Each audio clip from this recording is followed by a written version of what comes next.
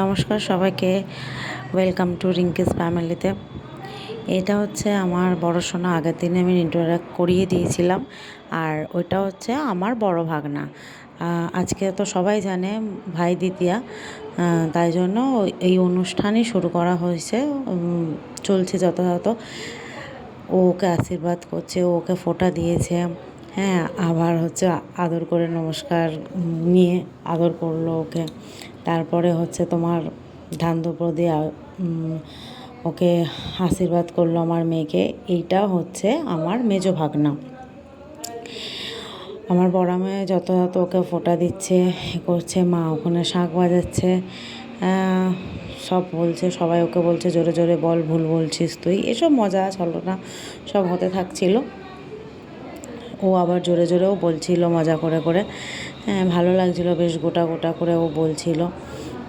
সব সুন্দর করে ও মুখস্থ করে বেশ ভালোভাবেই সব বলেছে।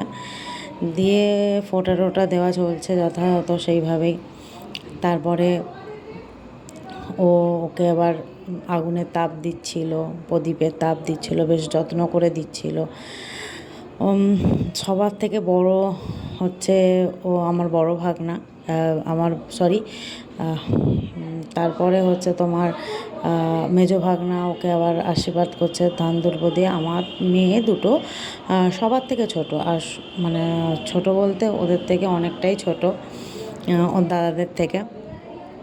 তারপরে আসলো আমার ছোট ভাগনার কাছেও। ছোট ভাগনার সাথে ওদের তিন ভাইয়ের সাথে ওদের আবদার একটু অনেক বেশি।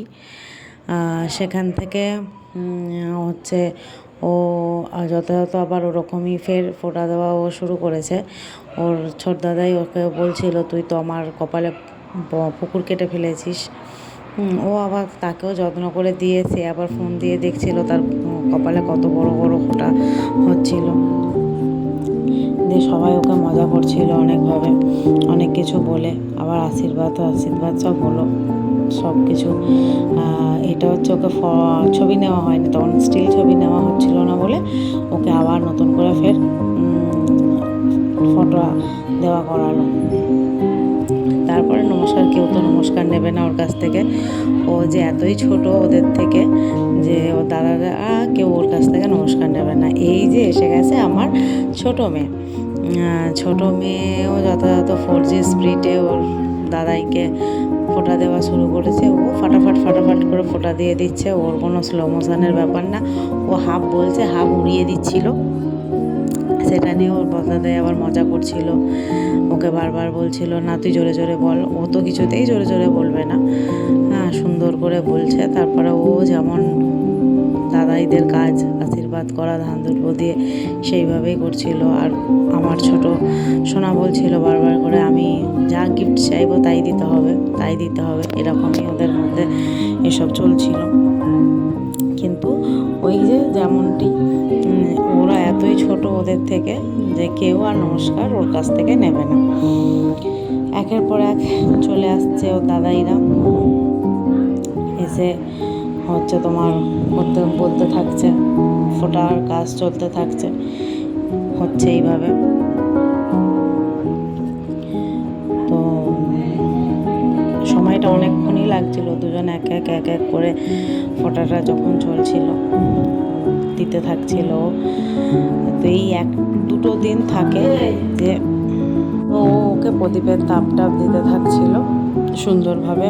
ও তেমনই দাদাইরা করে, সুন্দর করে আশীর্বাদ করছিল ধান দুর্ব দিয়ে। করার পর ও চলে আসলো ছোট দাদার কাছে। ছোট দাদা এইগুলো ধরে থাকার মানে হচ্ছে অনেকক্ষণ ধরে ও ছবি টবি তোলা হচ্ছিল সঙ্গে, তাই জন্য স্ট্যাচু হয়ে ওরা বসেছিল, এটাই একই ব্যাপার। তারপরে চলে এসেছিল এই যে ও ছোট দাদার কাছে। ছোট দাদাই আবার সবসময় ও ছোট দাদের সাথে যে একটা ঝামেলা ব্যাপার থাকে, তার সাথে এইটাই হয়।